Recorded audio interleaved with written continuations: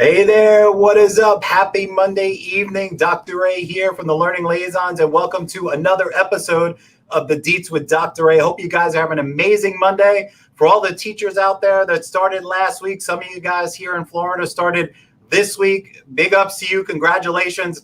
I saw a lot of successes, a lot of failures, meaning internet going down and hating Canvas and all those platforms you guys use. I feel your pain there, but keep fighting the good fight. You guys are doing an amazing job, and the kids need you definitely during this time in the school year and what's going on in this country. So big shout out to all the teachers watching, whether live or the recording. So hope you guys are having a great Monday. We're going to have another amazing session here tonight and start you guys off to finish this whole week strong. Before you know it, it's going to be Friday again. So hope you guys had a great weekend too. Actually, my wife and I don't know if you guys are familiar with Florida. We know a lot of people watching from outside the state. But if you're local to Central Florida, I'm sure you guys know Mount Dora. My wife and I took our 1-year-old to Mount Dora, and just like to share a little story. He tried some empanadas. So if anyone's an empanada fan, let me know in the comment box. As you can tell, it is all over his face and his forehead, but he had fun. So we're trying new foods with him. He loves it. He doesn't spit it up, but I guess he likes Cuban food. We went to a nice Cuban restaurant. So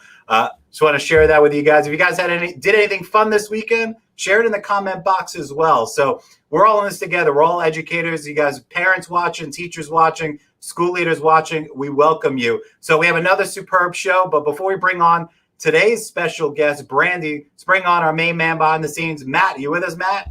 I am. Welcome, guys. How are you? I hope you got good news for us. What's today's day? What's National Day? Oh, well, if you're into breakfast foods, then today is your day, because today is National Waffle Day. National Waffle Day. Awesome. Yes. Exciting stuff. Yeah, I kind of like this, like the chocolate on the waffles. Do you guys like chocolate on your waffles? If you like chocolate, give me a yes in the comment box if you're watching there.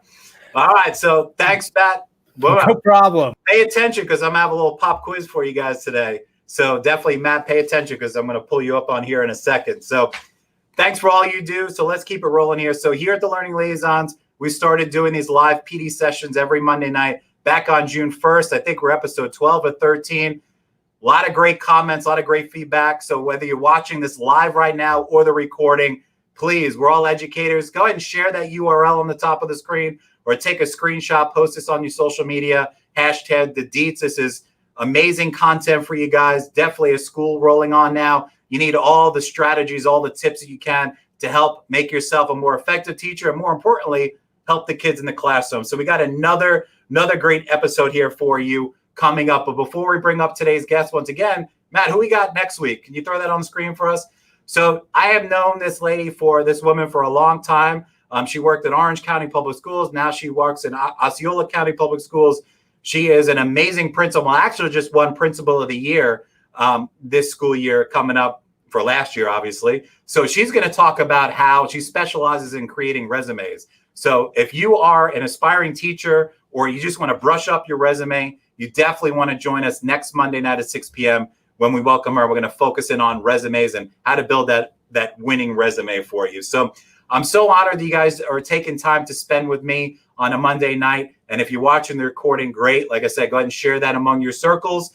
So let's get to it. So today's topic is social emotional learning. And if you've watched our episodes previously, we've touched on this a couple of times, because this is definitely a big factor in the classrooms today, especially when we're talking about online learning. So I've got this cool little image before we bring on Brandi. So if you're watching live or watching the recording, and Matt, I want you to participate as well. What number are you right now? So don't be jaded, because if you're a teacher and your internet went down and your platform's giving you a pain in the butt and you're not fond of your school district right now, try not to weigh that too heavily in your decision. Right, so go ahead and put in that comment box if you're watching live or the recording. Go ahead and throw in the box. What number are you? Are you a 1, 2, 3, 4, or 5? Matt, what are you? What number? Oh, well, after taking two flights that were completely packed, maybe 2. I'm a little nervous, a little worried. Not a great time to be. You're all right. All right, so let's see here. Anyone put that number? We got 2s and 1s on there. Awesome. Linda here says she just taught us her first day of school. All right, so good job, Linda. We got a lot of days more to go. keep fighting the good fight there. I see a lot of 1s and 2s in the comments. All right, so let's bring on today's guest. So we've got Brandi Weaver, or I should say Stacey Braley with us. She's got married recently. Sorry, Brandi. I apologize for that mistake there. So we got Brandi here, and Brandi is a teacher in the great state of Texas, and I've known her mother. Her mother was last week's special guest, Stacey Weaver, and she is an amazing educator in her 6th year of teaching. Let's bring on this week's guest, Brandi. You with us, Brandi? Yes, I'm here. Thanks for having me. I apologize for that slip up there. Oh, that's okay. It happens all the time. So before we roll into the questions, and I want you to share with our crowd a little bit about yourself, how you got into education, what your history is in education. Go ahead. Yeah, so I am a 6-year educator. I spent 1 year outside of the classroom doing ESL work as a district level employee. I got involved in education because I had a bad experience when I was in school in high school, and I didn't want any other kids to feel that way ever. So I thought if I took over as one of those teachers in a classroom somewhere, that's one less teacher somewhere that could have a negative effect on a student. Awesome. Yeah. And I appreciate you sharing that. A lot of people I talk to, a lot of educators, that's one of the big reasons why they got into education, and also that they wanted to do a better job than the teachers they had in the past. So what are you teaching now? What have you been teaching? I'm really excited that this year I am specifically high school, and I am teaching 9th through 12th grade. So I teach world geography, world history, U.S. history, and government and economics. Oh, and today's topic is social emotional learning. How long have you been focused on that aspect? About 1.5 years. I noticed when I came to a new school, I moved from San Antonio to Dallas a couple years ago, that I needed to make connections with the kids, because coming in halfway through the year when they already had established routines within their teacher was difficult. And if I was able to connect with my students in a different way, they would buy in, and I would have more control in the classroom and more engagement and participation. And you said that buzzword there, buy-in, because whether you're teaching elementary, middle, and high school, that's the key to being an effective educator. You can't demand people to learn. You have to have them buy in and understand that there's a bigger picture here, and it's all about relevancy and making content meaningful for them. So this is just another way to create that atmosphere in the classroom. So just like every week, we've got a series of discussion questions. Brandi put some questions together. I put some questions together, and we're going to roll through. We're going to go over social emotional learning and give you tangible strategies and things that you can do. All right. So let's start off easy. Obviously, let's talk about what is social emotional, because I know a lot of people hear it, and I hear teachers talk about it, but sometimes the way they describe it is not really what it is. So in your words, what is this? Yeah, a lot of times people think it's just checking in with your students or coming up with some activity that doesn't deal with the content. But really, it's a process through a way that children and adults can understand and manage emotions. They set and achieve goals. They feel and show empathy for others, and they establish and maintain positive relationships that allow them to make responsible decisions. So it's really a process that builds on each step, really. Okay, and this is something that obviously, we'll talk about the different grade levels, but this is something regardless of grade level that all teachers should be working on, correct? Oh yeah, definitely. It's something that a lot of teachers do unintentionally, but if they move their intentionality of it, it'll work wonders in the classroom. Awesome. So on the flip side of that, what are some misconceptions about this? Yeah, so there could be a lot of different ideas that people have around this. One is that it only teaches feelings. One step of it does deal with identifying emotions, but really students can develop a wide range of skills from coping with feelings to decision making. So it really helps them. So you're saying that these are skills, and we'll go through what these are, but these are skills that you'll teach the kids and help facilitate the process, but these are things that are going to help them throughout their entire life. This is not just something for a lesson of the day, correct? Yes, so this is something you can embed in your content, your lessons daily, that they won't even realize that's what you're doing, and it helps them become so much more well-rounded in the thinking process, but also with behaviors and different disruptions that may occur in the classroom. Awesome. All right, so let's get down to it. Let's kind of dissect this. So Matt, can you throw up the pinwheel picture? I believe that's what's going with this question, the 5 core competencies. So let's kind of go through these, and we can take some time talking about this. Give me in your own words what each of these things mean, because I'm sure as educators or parents, we've seen these words, but what do they mean in the context of SEL? Yeah, definitely. So for self-awareness, this is basically understanding your emotions and thoughts and how they influence your behavior. And there's certain skills that are directly attached with this. So identifying emotions, a lot of times kids will misidentify their emotions. So working to understand emotions and identify them correctly. There's self-perception, recognizing strengths, self-confidence, and the self-efficacy is really important when it comes to self-awareness. So those are just different skills built into there. Okay, awesome. And what does that kind of look like in the classroom? What is something that a teacher can do to help students build self-efficacy in this category? Yeah, so just working with their students, and I know a lot of times it may seem that it's not possible to explain this to someone in kindergarten, but breaking it down to the lowest boiling point for them and putting it in pictures really can help students at that age identify what the picture is. And a lot of times with kids, that really drives home the concepts for them. So maybe lessons with picture books that deal with these issues would be helpful for that age group. Mm-hmm. What about for parents? What about parents at home if they're watching this video? How can parents help their kids become more self-aware?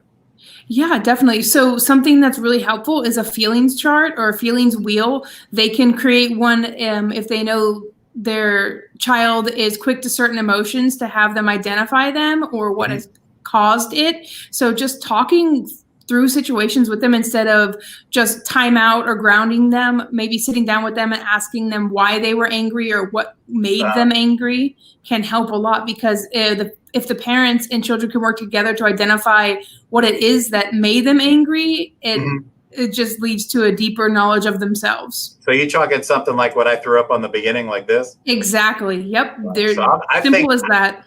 I'm learning a lot already. I think I'm going to try making a poster out of this and keep it in our house. So for myself and my wife, when we come home, we're like, honey, which number are you? She's probably watching this.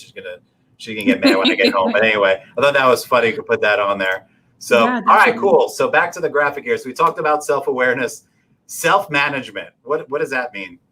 So here it's where you regulate your emotions and behaviors in different situations, and also to set and work towards goals. So you have skills that execute specific functions, self-regulation, stress management, and self-discipline. So this could be in the classroom maybe, or even at home, making a corner for your child that has different fidget toys or stress balls, to where if they are feeling or they feel themselves getting to a point where they're, let's say, angry, and they want to go cool off, they have the ability to do that. It could be all other types of emotions as well. Sadness, if they feel like they're getting sad, they can go sit in a specific spot and either read a book that they really like or just take a breather, things like that. And these are things also that teachers can do because, depending on what state you're in, obviously it's going to look different with COVID-19 and distance learning or brick and mortar. But for those teachers right now that are starting the online learning process and using learning platforms or Zoom or whatever it is to meet with their students, is this stuff that you could still do in an online environment? Oh, definitely. There's lots of ways to build these in, and there are programs online that are free to access. So you have that graphic of what they're called boom cards. And they're interactive, so the child can select the feeling they're feeling right now, and when they go to the next slide, they can identify how big that feeling is. Is it small, medium, or big? And it asks them to feel better. This is what they're going to do. So what can they do to decrease this feeling? Awesome. All right. So it's something like those cards there. Is that, I saw the colors and the cool pictures and cartoons and stuff, but is that something you would use more for the younger kids, or that's something you can use for any age? Do they have variations and stuff like that? There's variations, but I like to use them with my older kids because it lets them take a break from having to be like these mature, sophisticated kids, and they can step back into actually just like being a kid again. And sometimes they play around with it, but at the end of the day, they're really serious and they will be honest with the emotions they're feeling. Awesome. All right. So social awareness. Yeah. Talk a little bit about that.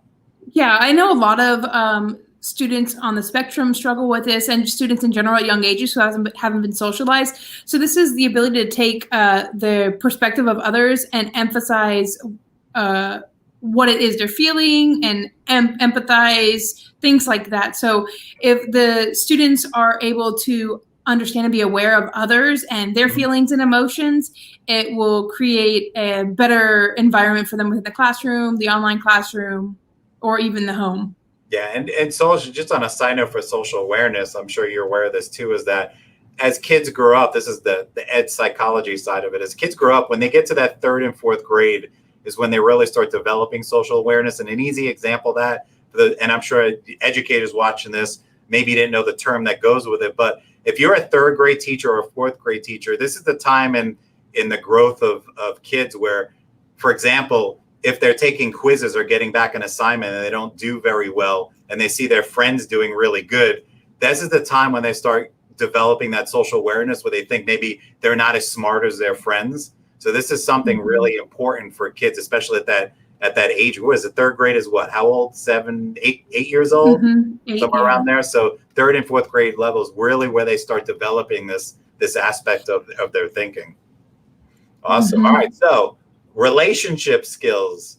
What about that? That's pretty self-explanatory. Yeah. So just establishing and maintaining healthy, meaningful relationships with students. And this is something I really pride myself on because luckily for me, I able to loop with my students because I teach all of high school. So this year is going to be my 2nd full year with them, but it's going to be 2.5 years. And because I already have this standing relationship with them, it's very easy to just get into the flow of classes. Today, for example, was our first day back, and I had every single one of my juniors in my class participating in discussions, and it was great. It really made me miss the face-to-face classroom.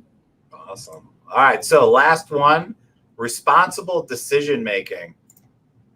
Yeah, so just positive choices and taking responsibility for the positive and negative outcomes. So basically ownership of their actions, letting them know that, it wasn't a good choice to put your hands on your friend and this is the way we could have handled it differently. So a lot of times schools just go to discipline and referrals, but where I am, we practice restorative practices. And so for us, a lot of it is restorative circles. So the 2 students will sit down and meet and discuss what happened. And a lot of the social emotional learning aspects are really beneficial in that because the students can identify their feelings, their emotions, and what went wrong.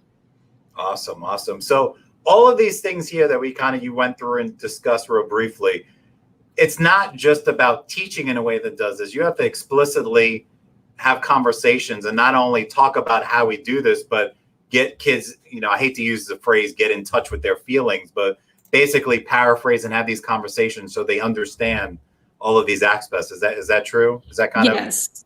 Yeah, okay. Definitely. Okay, awesome. All right. So moving on. So now we established the 5 core competencies. So are these skills, all these skills, things that students and teachers have, or like we just kind of briefly talked about, do we have to explicitly teach them? So as you go through life, these skills are things that we learn from seeing them in action. So a lot of us have seen them through teachers and parents, and we use them in our daily activities. So they're skills that we have as adults. For younger kids, developing them by watching and the behaviors that are modeled for them is how they'll be able to attain these skills and really sharpen them. But they're things that once we hit that age where we start to notice, they're inherent, right? We know that it's wrong to hit somebody, but why? So teaching these kids explicitly these things is important. And so for teachers, they're skills they have, but they need to hone in on them more and do it in the right intent. It's like if I was a teacher next to you, and I'm not saying I agree with this, but I'm going to like a situation. If you're sitting there, we're doing like a PLC, or you're doing a training about this, and I'm one of those teachers in the room, and I go, excuse me, how do I teach a kid empathy? Right? How do I teach that? If they're not empathetic, what am I supposed to do about that? What would be your response to something? I'm not saying I would say that, but what would be your response to something like that? Yeah, so depending on the grade level, if it's an older student, I think leading community circles. So we have community circles every morning. Leading community circles on empathy and showing examples of it would help them. For younger students, stories. There's lots of stories and books that are really useful in the class for teaching skills like empathy. And I think pairing those in the classroom is really beneficial for teaching them skills, but just showing empathy to kids at younger ages, they'll catch on to that. So for example, younger kids, if they see a friend crying, know that they've seen their teacher go over and pat the kid's back, and they'll go over and mimic the same behaviors. Yeah, and don't think, guys, watching this online, you're watching live or watching the recording, that this is just younger kids. This is something that you can teach older kids, because let's be real. There are some kids, depending on home life and situation, when they might not understand those feelings and no one's ever modeled them for them. So I'm not trying to sound like negative or sad, but that's the reality of the situation. So it's important for us as educators to not only teach it, but also model it. They watch you no matter how old you are. They definitely watch what you're doing and how you interact. So it's all about being a role model, contrary to what some people think teachers aren't role models, but we are, because your kindergartners or your seniors are all watching everything that you do and everything that you say. Trust me. So, all right, cool. So are the benefits of social emotional learning in the classroom short-term, long-term, or are these things that are going to help them throughout their whole life? We kind of touched on it a little bit.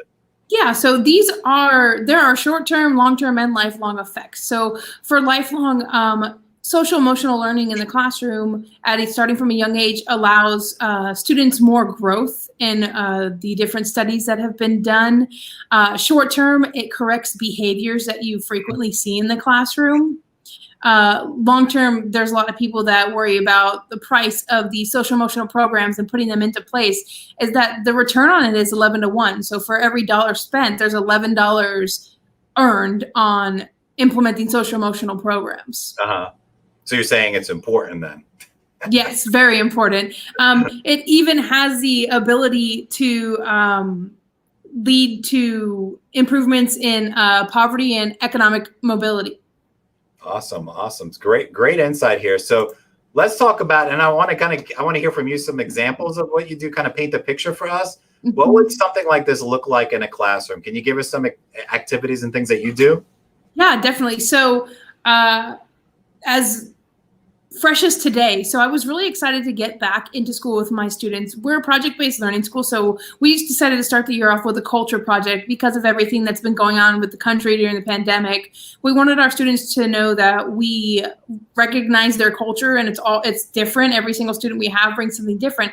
So today I led a discussion with my students, more facilitated. They really took over, which I was so happy about why school culture is important. And there were questions in there that talked about how comfortable they feel with their peers, if they feel respected at school, how they feel connected to the school itself, why they choose to come to this school. So a conversation like that allows me more insight on the students and to see what are their values, what is keeping them coming back to my classroom, and what are things that I could work on to maybe connect with them more. Because I had some students that felt like they didn't have the opportunity to talk about certain topics because they felt that they were taboo. But, in a class that's student-led and discussion-led, it's okay for them to lead these discussions. And I want them to know that they can be agents in their own education. So having them take control of the classroom is really a great way to implement the social emotional learning, because they're learning those things like being self-aware. What exactly are they saying? What are they trying to trigger from each other with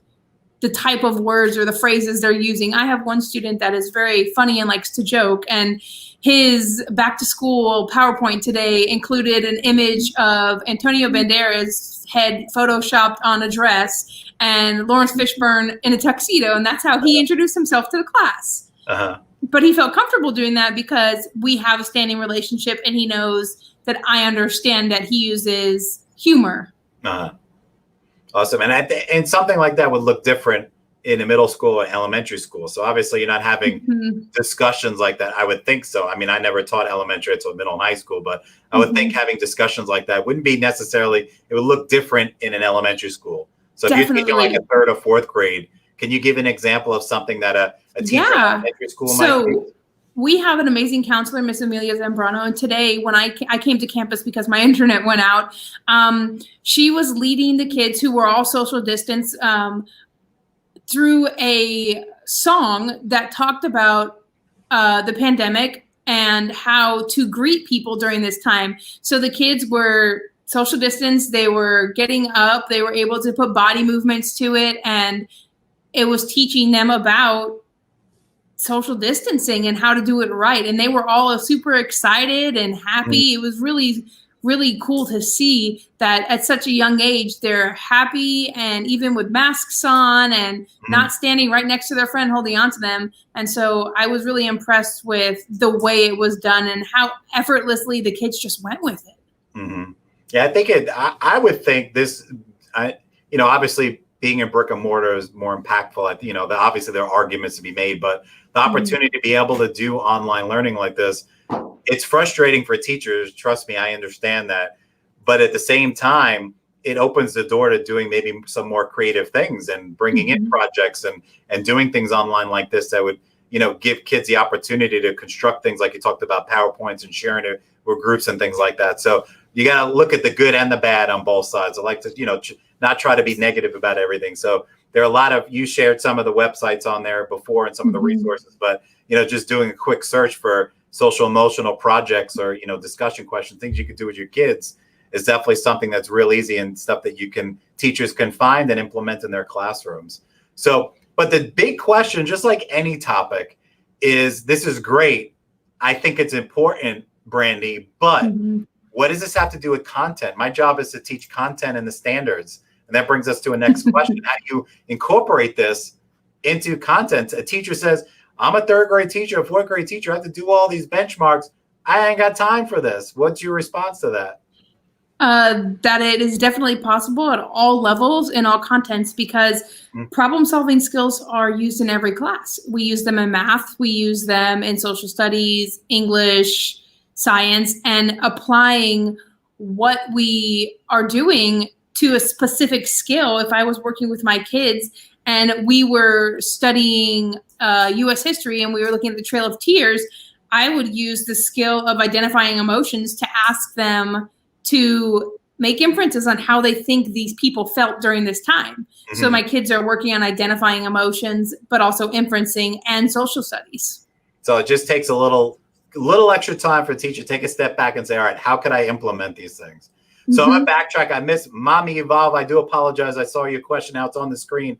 Brandi, you talked about a teacher using a song about social distancing. She wants to know if that's something that's online. Does she make it herself?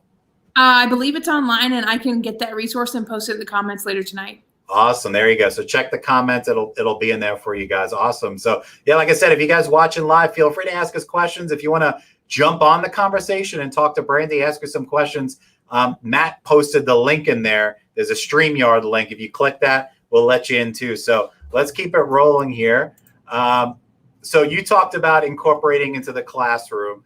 So that's a big thing. You could do that with all grade levels. So it doesn't matter if it's elementary, middle, and high school. That's the biggest pushback that, I know teachers don't think it's not important. It's like the same conversation with bullying. We had a national expert, a big shout out to Dr. Cerullo up in Philadelphia. But when we talk about schools implemented bullying, it's always the same question. Well, we got to teach content. How do we incorporate it? It just takes a little more effort on the teacher to find ways to incorporate that, but it can be done. And it'll make your lesson a lot more impactful and meaningful too. So let's turn a little bit to online. So we mentioned a little bit before. Can we give some more examples to talk about how we could adapt these strategies to the online world? Yeah, definitely. I know there are lots of different campuses that are using online yoga and mindful minutes at the beginning of classes to help kids de-stress. Yeah. There is Go Noodle. It allows kids to put actions, emotions to different content. It's an online system. I think it has a subscription, but some schools do subscribe, so you can check with your kids' schools.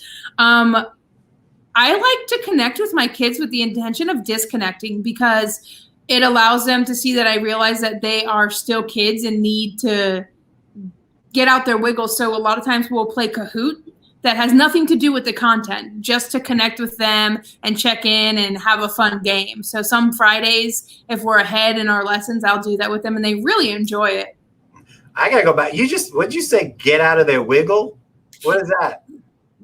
So some of these kids get so fidgety behind the computer, they're all over the place. And so even at the high school level, they got to get out the wiggles from being at home. I know it sounds so juvenile, but it's really what it is. They're really wiggly and squirming behind a computer. I love that line. I had to ask you because I'm like, did you say get out the wiggle? Right? I love that. I'm going to steal that one. All right. So do you feel that most teachers utilize aspects of social emotional learning in their classrooms on a consistent basis? So I know you've been teaching for 6 years. I know you've been focusing on this more specifically the last couple of years, but based on your experience and your research and talking to other people, do you feel, obviously you don't know everybody across the country, you're only speaking from your local environment, but do you feel like this is something that teachers really think about and apply on a consistent basis? I think that some do, and some do it, but not with the intentionality of every day. It's easy to get lost in our profession and the mishaps that happen every day. So it really takes a lot to step back every single day and realize that we're here for the kids, and making sure that their social emotional needs are met first is the most important aspect. So I think all teachers do utilize it, but not as consistently as we should. And I struggle some days too. Some days I forget that when I am here, I'm not outside me. I am teacher. I am here for them and their needs. And once I remember that, I get back on track and continue with the social emotional learning that I embed in everything. All right. So, I know a lot of teachers are familiar with social emotional learning. They want to learn about it. People ask me about this topic too. We've had a couple of guest speakers like you touch on this in different aspects. But I know a lot of teachers ask me, is there specific training on this? Is this something that I need to learn about online, buy a book, do a program, contact my school district? Because we all know that not all schools, I know you're at a charter school, right? Yes. All school districts or private schools don't specifically or explicitly implement programs.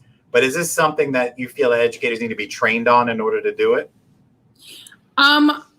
I don't think specific training is needed to implement it. I think research and looking into the specific competencies is important, and that knowing what they are and these skills, that teachers have the ability to do it on their own. Training would be great, but it really is something we can do by ourselves. Okay, awesome. Yeah, because I know a little bit about it. I'm by no means an expert. I never say that I am. I did, quick little research, and there is a lot of material out there, lessons, things put out by universities and school districts. So it's definitely something that you can research, and obviously it takes practice just like anything else and self-reflection, but it's definitely something that we could implement across the board in every grade level. So one of these questions, I like one of the questions you put together here is, oftentimes older students do not buy in to these approaches. How do you get students? Because we know as educators, you can't force students to do anything. Some teachers think they can, but you need to have that buy-in. So what do you think about this? Yeah, so I fully believe that. I have a couple students that, won't participate in these things, but as I've been working with them and opening up with them, they're much more willing with me. So I think taking the time and showing them that you care and that you care about their specific needs is really important, especially when they get to the older level. I was having a discussion with some students today that they appreciate the smaller size classes that we have at our school, because they get to know each other better and their teachers better, and they feel more comfortable coming to us. Have you had any experiences in your experience of doing social emotional learning in the classroom where you really got a lot of pushback from students, and then how did you engage with that? Yeah, definitely. I had a student who would talk through my entire lesson, and then when they would go into the project-based independently working, would go stand with other groups, mess with other kids, and then come to find out that it wasn't that he was wanting to be disruptive or things. He didn't understand what we were doing and struggled with reading comprehension. So he didn't have the skills. So by taking that time to talk to him outside of class and offer individual tutoring and offer him to work with somebody he trusted that knew his situation, it made for a much better classroom environment, and the behaviors really died down in my class as to where other teachers still saw some problems. Yeah, and that kind of brings us to the next question, is the positive impact that teachers, they utilize this in the classroom. And I gave some examples on the bottom, behavioral management, classroom management. What do you have to say about this? What kind of impacts does it have? Yeah, so behavior-wise, once the students are able to understand that they need to be in charge of their positive and negative behaviors and what comes of them, they really check themselves when they do things. So sometimes now when I just look at that specific student that's got the behavior issues, he knows to connect. He's connecting with me, and he rethinks and reframes and goes back to his seat, takes a minute, breathes, and then continues with what he was doing. So once you implement these with your kids and they know that you know them and you're willing to take the opportunity to know them, they're much more willing to work with you, and it just makes for a better classroom environment all the way around. Yep. And if you're a teacher out there watching this, whether recording or live, and you're thinking this is great, but you're kind of afraid to get in that realm and learn about this, and you're fearful for how students would interact with you, especially I would think more for high school teachers to think, well, I'm dealing with teenagers. Who knows what's going to come out of their mouth if I start asking questions about their feelings, But when you dive in and do this stuff, it's going to make everything else progress a lot smoother. It's all about, when we talk about classroom management, it's all about setting expectations at the beginning of the school year. Once you do that, it's the same thing with this. If they know that your classroom has a classroom climate of openness and empathy and discussing feelings as it applies to content too, then that's the climate of your classroom. Just worried about your classroom and how kids interact, that could definitely make the experience much more meaningful for kids as they move on to next grade levels or graduate, go into their real world after school. Definitely a lot of more benefits than consequences. Definitely just like anything else in life, it's just about learning it and then start the process. So awesome stuff here. So why is it so important to equip children with these skills? When we let's talk about teachers and then parents. So for teachers, to equip students and just children in general, right, any age, with these skills, it allows them to be more aware of them as they become adults. Being in touch with their feelings, being able to identify emotions in others, and have responsible decision-making is really important. So equipping them with these skills at a young age will allow them to develop them and fine-tune them as they get through middle school and high school, so that when they choose college, military, or trade school, they really know how to be an active participant in society and not afraid to speak up for themselves. So we've been talking a lot about teachers. Obviously, most people going to watch us are educators, but a lot of educators are parents too. But even besides for that, let's speak just to the parents right now. They're not teachers, just parents. Why is it important? Let's do this two ways. Why is it important to give your kids these skills? But what can parents do at home to help them learn this stuff too? So let's forget the whole classroom environment for a second. What can parents do, and why is it so important? Yeah, I think there's a lot of different things parents can do. Reading with their kids at night, different stories have different messages, and I think that is really beneficial. It helps the student or the child understand that their parent is spending quality time with them. It builds a relationship with them. It's a healthy relationship. They're interested in their education, the parents, and not formal education, but just educating their child. So being able to do this will allow the parent to have a better connection with their child, and also teaching them about emotions and being self-aware will equip the child when they're not in the house, when they're with somebody else. A lot of times other parents struggle with other people's children, if they're babysitting or a play date. If your child is well-versed in identifying their emotions or what's going on, if there's an issue at a play date, it's much easier for them to say, I'm feeling this way because this happened. Awesome. Okay, very cool. So let's kind of, add something into the mix here. How does social emotional learning tie into the mental health of our students. Now, we could talk in general, but now, especially now because of COVID-19 and everything going on since March, that's even more important. So how does this tie into this? It definitely ties in a lot with gauging where the students are and their ability to be successful within the virtual environment for those that are virtual. A lot of students are stressed and scared and unsure of how school's going to go. So taking a step back and discussing these topics with them, if it's the older kids, directly discussing it and letting them speak freely is really important. For myself, I know that my kids know that my classroom is an open, safe space, and only things that I am mandated to report will get reported.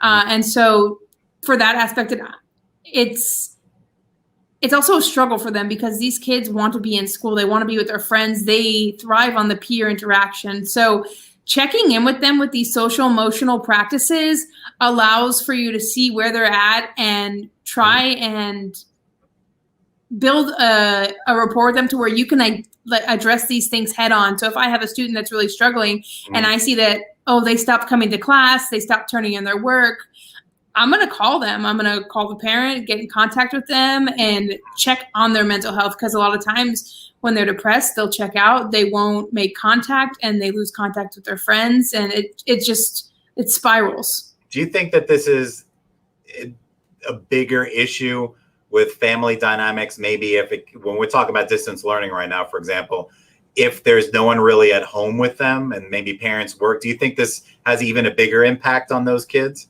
Yeah, so I did a survey today with my kids to see where they were, and that was a question I asked them. I asked if there's someone at home to help them with their schooling or if they're responsible for helping siblings with their schooling, because I have a lot of students who have to help their younger siblings in the mornings. So we adjusted our schedule that our high school and middle school meet in the afternoon because we know these things. Yeah, I mean, we're and I'm sure you can agree, we're all about the safety of our kids, definitely during these times. But the reality also is that when kids are at home for this, let's go back to March through now, especially now back in school, this is going to have an impact. Some people might think, well, it's only a couple of months, but maybe for high school kids. But I would think middle school, but especially elementary, this is going to have a big impact if we don't hit this head on and have these conversations and make sure that we follow up with our kids. And I know teachers, I'm already seeing, because we've got 2 Facebook groups with 6,000 teachers in them. And a lot of teachers are posting their experiences now with the kids in the classroom. And a lot of the feedback I'm getting is that, these kids are home alone, or maybe they have someone there and they feel bad. And it's a lot more work on the teacher, which is the reality of the situation. But we have to work hard as educators to make sure that these kids are, 1, safe, but 2, they have these skills to be able to cope and talk about this stuff. So they're not being pushed back, so to speak, as we get back to whatever, let's say, hopefully after the holiday break, we're back to some semblance of what it was before, but who knows how long it's going to take. We're going to make sure we equip these kids with these skills so when we get back to the traditional ways of life, that they're not at a disadvantage, because it's definitely going to happen.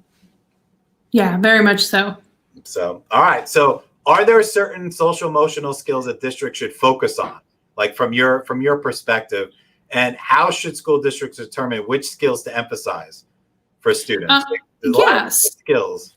Yeah, so I think it depends on the student population itself at first, looking at your demographics and seeing what discrepancies you see among the students in their actions together. And probably self-awareness and responsible decision-making could be 2 of the biggest that they could work on, because if your students are self-aware, they can identify their emotions, they can identify their own strengths and really help each other, build each other up, right? If they are aware of themselves, they're going to be aware of others as well. It will lead to the social awareness. If they see that they can do something, but one of their friends can't, then they can help that friend out. And I see a lot of that with younger kids. They're always wanting to help their friends.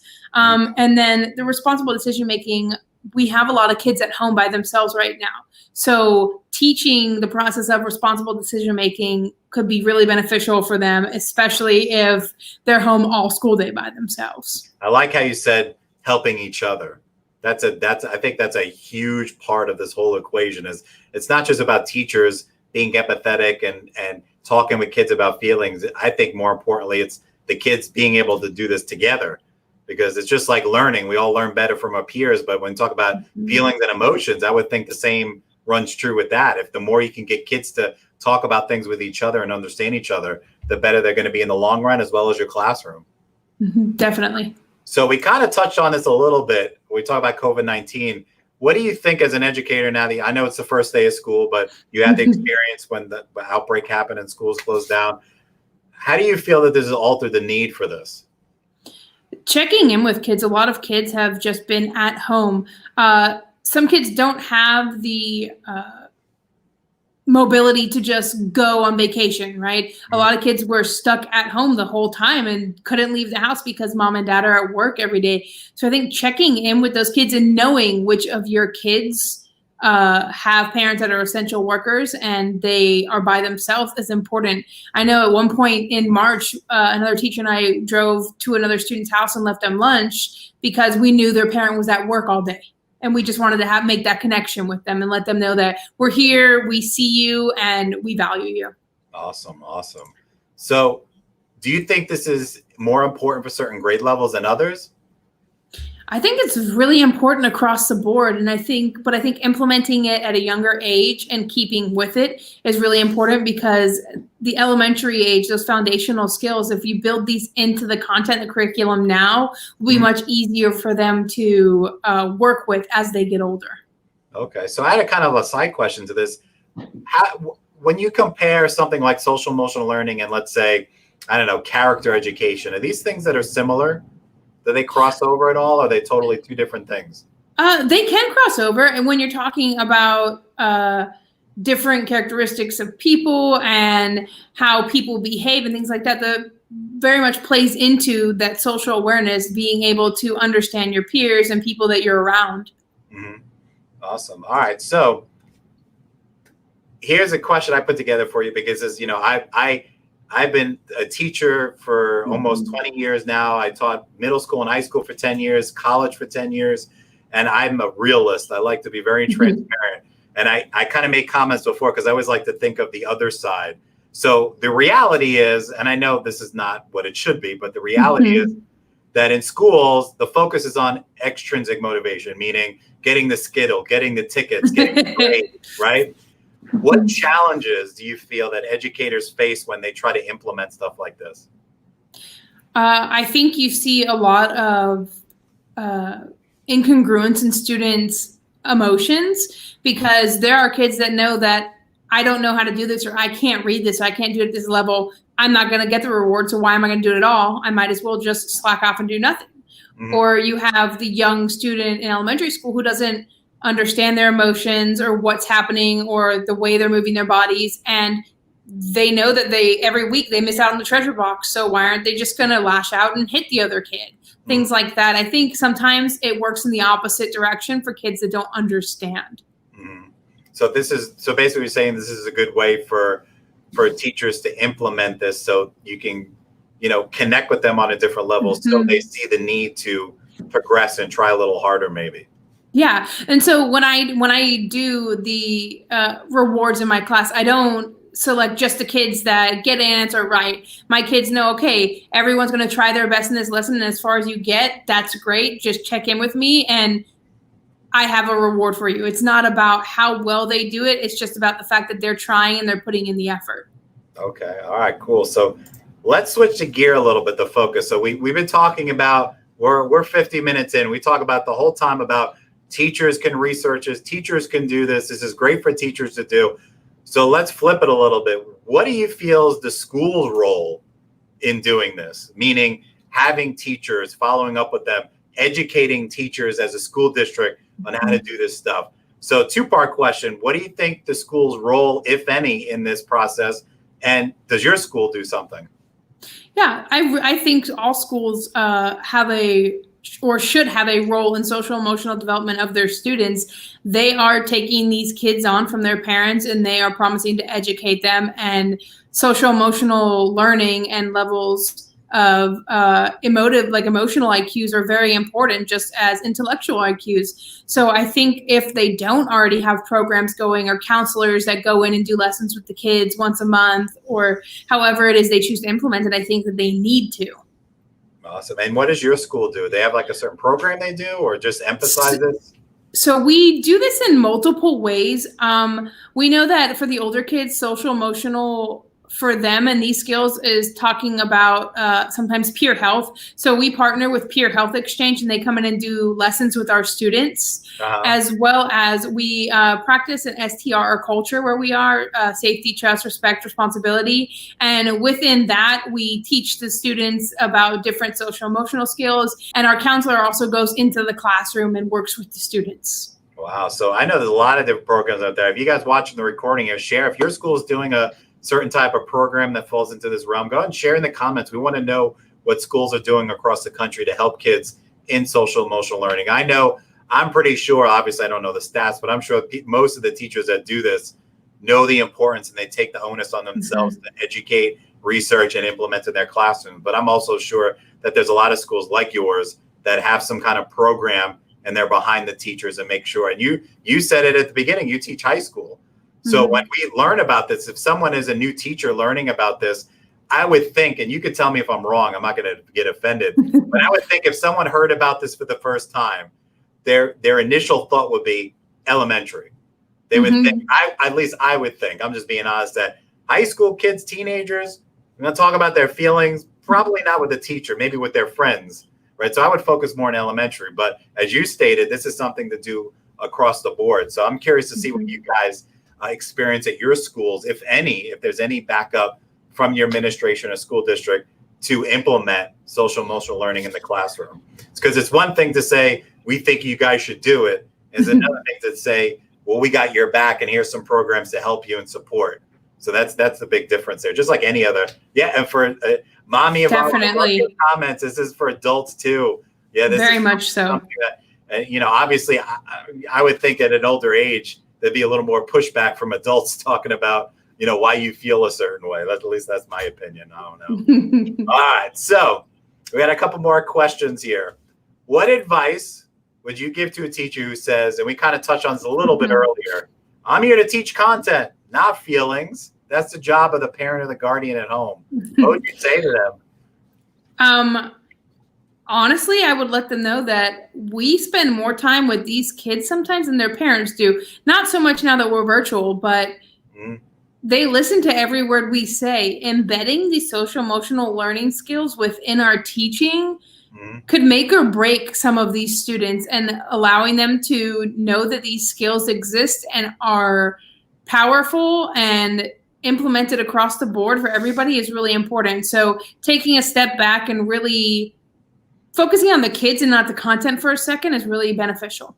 Yeah, and you said something that I always tell when I do my education courses at UCF. You said something that I tell everybody, these new teachers coming into the field, that they spend more time in school than they do at home with their parents or guardians. Because you think about when they go to bed, obviously they're sleeping. So those few hours before coming home from school, maybe they do extracurricular stuff.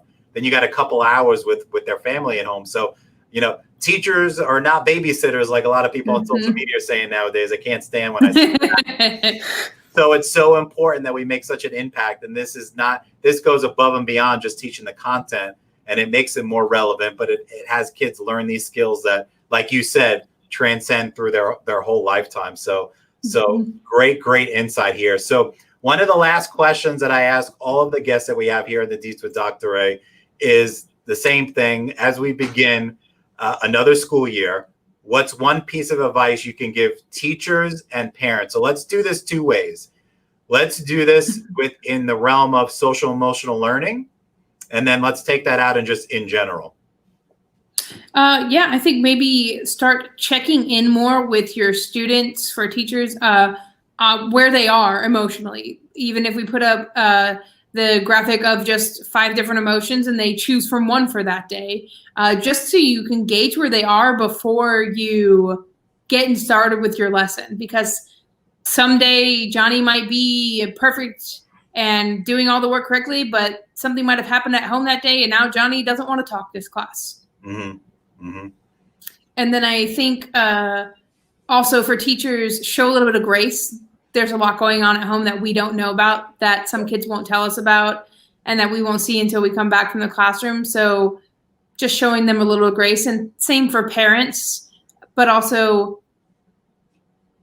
don't harp on your child if they are not finishing all their work as quickly as you'd like them to. It's a struggle to get work done virtually. Show your kids a little bit of grace too, because us as teachers, we are going to show your child grace because we know how difficult it is during this time. Yeah, and I know a lot of parents and guardians are doing their best to help their kids with the work too, but I also know that there's a lot that just it's online, go do it. So we need to follow up. We need to make sure that they're doing. So big shout out to those parents and guardians. And I know time is a struggle too, to follow up and make sure you have those conversations with their kids. So that's so important. So I want to thank you, Brandi, for joining me. I learned a lot too. I'll be honest. This is, I'm one of those teachers, like you mentioned, that kind of do it, but don't really address it head on. So I know I do that. I do my best for that. So taking those terms and actually teaching it is not something I did in the past, but I'll definitely keep that in count moving forward. So I definitely learned a lot from you. I appreciate your time. Hang out. Matt's going to take you out of the room, but hang out for a minute when we wrap this up. So I do want to thank you for joining us. So that wraps up another episode, but don't take off yet. A couple cool things. So real quick, Matt, can you throw up next week's agenda on there? So we have got Miss Christy Ray, School Principal of the Year, going to be on here next week to talk about how to create a winning resume. So even if you're in the classroom now, you never know. Maybe you want to move on to a different school, change it up a little bit, or you're a new teacher or college students watching this online or live or the recording on a YouTube channel. You want to really spruce up. That's a lot of the questions I get from my college students is, how do I do a resume the right way? So definitely tune in next week. So I hope you guys enjoyed tonight's session. I know social emotional learning is a hot button topic, definitely over the past couple of years. It's something, as you heard from Brandi, real imperative that we implement and learn about as educators, because you're going to make yourself more effective. So it's one thing to teach the content, but it's another thing to make it meaningful and relevant and make those connections with students. And if you've been watching every week, and if you haven't been watching, I know we all got busy lives. All those episodes are on a YouTube channel. There's a playlist called the Deets with Dr. A. But if you've been with us from the beginning, there's a lot of common themes coming up. And one of the big ones is relevance and making things meaningful. And as educators, we know that is so important. And when I teach my pre-service teachers or current teachers, that's something that really pound in that's important, that's going to make or break you as an educator. It's one thing when kids do well on a test and they graduate, but it's another thing when they do well on a test and they learn the material and they can apply it later on in their life. That's about making things relevant, engaging, and meaningful. So thank you guys for spending another Monday evening with me. Make sure you tune in next Monday night for another episode of the Deets with Dr. A. Thank you. Check our YouTube channel. Make sure you subscribe so you get notification for upcoming events. So with that being said, that wraps up another episode. We will catch you next Monday night, 6 p.m. Eastern Standard Time. Please share this among your educational colleagues and friends and on your social media platforms. And we'll catch you next week.